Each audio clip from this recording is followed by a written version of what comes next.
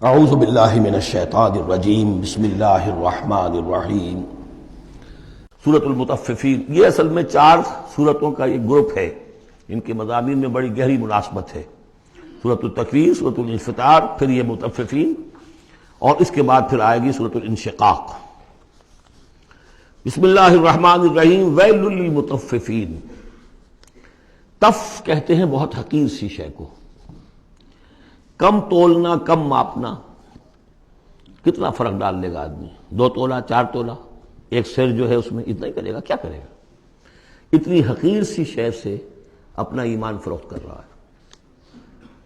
تباہی ہے، بربادی ہے، ہلاکت ہے، ویل ہے، جہنم کی بدترین وادی ہے ان کے لیے جو کمی ڈالتے ہیں۔ مطففین الذین اذا اکتالوا علی الناس یستوفون، وہ کہ جب لوگوں سے ناپ کر لیتے ہیں تو پورا لیتے ہیں۔ وَإِذَا كَالُوهُمْ، اور جب ناپ کر انہیں دیتے ہیں، اور وزنوہم، یا وزن کر کے انہیں دیتے ہیں، یخسرون، تو کمی کر دیتے ہیں۔ یہ جو ہاتھ کی تھوڑی سی جنبش ہے، یہ کیا بتا رہی ہے؟ یا تو اسے یہ خیال نہیں ہے کہ اللہ مجھے دیکھ رہا ہے، یا اسے یہ خیال ہے کہ موت کے بعد جی اٹھنا نہیں ہے۔ سیدھی سیدھی بات ہے، 2 میں کی تیسری سوال کیا ہوگا؟ یہ چھوٹی سی چیز ہے، تل کی اوٹ میں پہاڑ، یہ ہاتھ کی یہ حرکت بتا رہی ہے۔ الا یظن اولئک انہم مبعوثون، کیا ان کا یہ گمان نہیں ہے کہ انہیں دوبارہ اٹھایا جائے گا؟ یہ کیسے ہاتھ کی جنبش ہو رہی ہے؟ انہیں بعد سے بعد الموت پر ایمان نہیں ہے۔ لیوم عظیم، ایک بڑے دن کے لیے انہیں اٹھایا جائے گا۔ یوم یقوم الناس لرب العالمین، جس دن کے لوگ کھڑے ہوں گے تمام جہانوں کے رب کے سامنے۔ کلا ان کتاب الفجار لفی سجین، کوئی نہیں، فاجروں، فاسقوں، گناہگاروں کی کتاب یا اعمال نامہ سجین میں ہوگا۔ عام طور پر سب نے یہی بات سمجھی ہے، اعمال نامہ، کافروں کا اعمال نامہ سجین میں، اہل ایمان کا اعمال نامہ علیین میں۔ بہرحال میں اس معاملے میں نے جرأت کی ہے، جسارت کی ہے، یہ میرے سمجھ میں نہیں آیا کہ اعمال نامے کے اعتبار سے یہ فرق نہیں ہے، تو نتیجہ جو سامنے آیا وہ یہ ہے۔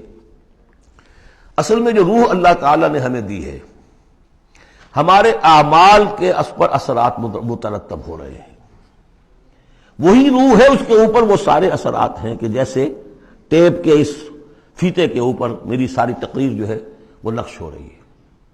یہ روحیں جب جائیں گی تو وہ اعمال لے کر جائیں گی اپنے ساتھ، لیکن ظاہر بات ہے کہ پھر ان اعمال کی وجہ سے ان کا معاملہ یہ ہو جائے گا کہ ان پر جو مرتسم ہو چکے ہیں اثرات، ان کے حوالے سے ان میں زمین و آسمان کا فرق ہو جائے گا۔ روح انسانی پر ثبت شدہ اثرات عمل میرے نزدیک یہاں کتاب سے تعبیر کیا گیا ہے۔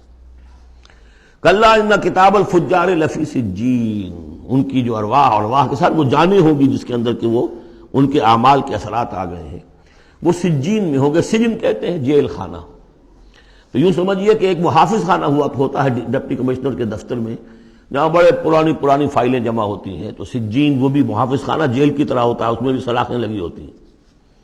وما ادراک ما سجین، اور کیا تم نے سمجھا سجین کیا ہے؟ کتاب مرقوم، لکھا ہوا ہے، ایک کتاب ہے لکھی ہوئی، یعنی اصل میں وہ پوری جان اور وہ روح جو ہے جس کا کہ ایک مشترک ملغوبہ لے کر فرشتہ جا رہا ہے، اسی میں ان کے تمام اعمال کے اثرات ثبت ہیں۔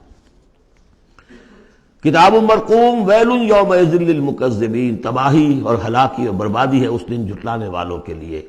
الذین یکذبون بیوم الدین، جو جھٹلا رہے ہیں جزا و سزا کے دن کو۔ وما یکذب بہ الا کل معتد اثیم، اور نہیں جھٹلاتا اس دن کو مگر وہی کہ جو معتد ہے، حد سے تجاوز کرنے والا اور گناہ گار ہے۔ وہ فیس نہیں کرنا چاہتا، وہ جو میں نے مثال آپ کو دی ہے بہترین، کہ کبوتر جو ہے بلی کو دیکھنا نہیں چاہتا۔ اب بلی کو وہ غائب تو نہیں کر سکتا، بھگا نہیں سکتا، اپنی آنکھیں تو بند کر سکتا ہے نا، وہ آنکھیں بند کر لے، اس سے یہ کہ بلی غائب تو نہیں ہو جائے گی۔ اسی طرح یہ اصل میں جو اپنے گناہ ہیں، اپنی جو حرام خوریاں ہیں، اب چونکہ فیس نہیں کرنا چاہتے قیامت کے دن کو، اس لیے اس کا انکار کر دیتے ہیں۔ اذا تتلی علیہ آیاتنا قال اساطیر الاولین، اور جب ان کو پڑھ کر سنائی جاتی ہیں ہماری آیات تو کہتے ہیں یہ تو پچھلوں کی نقلیں ہیں، وہی باتیں چلی آ رہی ہیں۔ کلا بل ران علی قلوبہم ما کانوا یکسبون، نہیں، اس کے برعکس صورت یہ ہو چکی ہے کہ انہوں نے جو کچھ اب تک کمائی کی ہے، جو کرتوت کمائے ہیں، اس کی وجہ سے ان کے دلوں پر زنگ لگ گیا ہے۔ دل پر زنگ آ گیا ہے، اب قرآن کا آئینہ سامنے آیا، کیسے جگمگائے؟ شیشہ جو ہے وہ تو زنگ آیا ہوا ہے، اس کے اندر تو چمک ہے ہی نہیں۔ تو سمجھ لیجئے کہ یہ قلب جو ہے، اس کے اندر جو روح ہے، اوپر کا شیشہ جیسے چمنی تھی، گلوب تھا، یا جیسے لالٹین کی وہ چمنی ہوتی تھی، اس پہ دھواں بہت آ گیا تو اندر کی روشنی باہر نہیں آ سکتی، باہر کی روشنی اندر نہیں جا سکتی۔ اندر وہ چراغ جل بھی رہا ہے تو روشنی تو نہیں آئے گی، دھواں آ گیا ہے، نہ باہر سے کچھ آئے گی۔ تو روح جو ہے وہ اندر ہے، لیکن اوپر زنگ لگ گیا ہے، قلب کے اوپر وہ زنگ لگ گیا ہے۔ کلا بل ران علی قلوبہم، اسی کو ایک حدیث میں حضور نے فرمایا ان هذه القلوب لتصدع، ان دلوں کے اوپر زنگ آ جایا کرتا ہے، کما یصدع الحدید اذا اصابہ الماء، جیسے کہ لوہے پر زنگ آ جاتا ہے اگر پانی پڑتا رہے اس پر۔ تو صحابہ نے پوچھا فما جلاؤھا یا رسول اللہ، تو اللہ کے رسول ہم ہماری تلواروں کو اگر زنگ لگ جاتا ہم شکل کرتے ہیں، پالش کرتے ہیں، پھر جگمگا اٹھتی ہے، تو اس کی بھی کوئی جلا ہے کہ نہیں؟ فرمایا ہاں ہے، کثرت ذکر الموت و تلاوت القرآن، دو چیزوں کی کثرت کرو، یاد رکھو مرنا ہے، یہاں رہنا نہیں ہے، جانا ہے، اور نمبر دو کثرت کے ساتھ قرآن پڑھو، یہ قرآن یاد کراتا رہے گا، تذکرہ ہے، یاد دہانی ہے، تذکرہ ہے، یاد دہانی۔ کلا بل ران علی قلوبہم ما کانوا یکسبون کلا انہم عن ربہم یومئذ لمحجوبون، کوئی نہیں، یہ وہ لوگ ہیں کہ جو اس دن اپنے رب سے اوٹ میں رکھے جائیں گے۔ قیامت کے دن ان لوگوں کو نصیب نہیں ہوگا دیدار اللہ تعالیٰ کا۔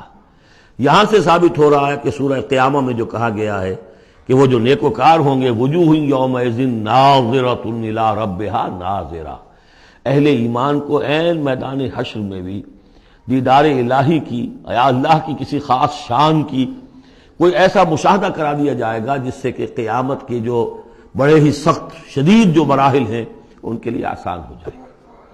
میرے نزدیک جو بھی ہمارے عام مفسرین کی رائے ہے وہی میرے نزدیک درست ہے کہ اہل ایمان کے لیے میدان حشر میں بھی اللہ تعالیٰ کا دیدار ہے، لیکن یہ لوگ جو ہے اسی وقت جب یہ بھی کھڑے ہوں گے یہ نہیں دیکھ سکیں گے۔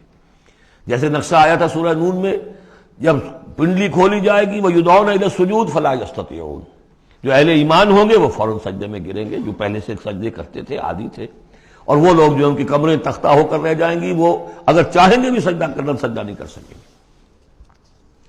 کلا انہم عن ربہم یومئذ لمحجوبون ثم انہم لصالو الجحیم، پھر انہیں جھونک دیا جائے گا دوزخ میں۔ گویا کہ یہ مرحلہ دوزخ میں داخلے سے پہلے کا ہے جس کا ذکر ہو رہا ہے، یہ میدان حشر کا ہے۔ ثم یقال ھذا الذی کنتم بہ تکذبون، اور پھر ان سے کہا جائے گا یہ ہے وہ جس چیز کا کہ تم تکذیب کرتے تھے، جھٹلاتے تھے کہ نہیں کچھ نہیں ہے، کوئی جزا سزا نہیں، کوئی دوزخ نہیں، کچھ نہیں۔ صدق اللہ العظیم۔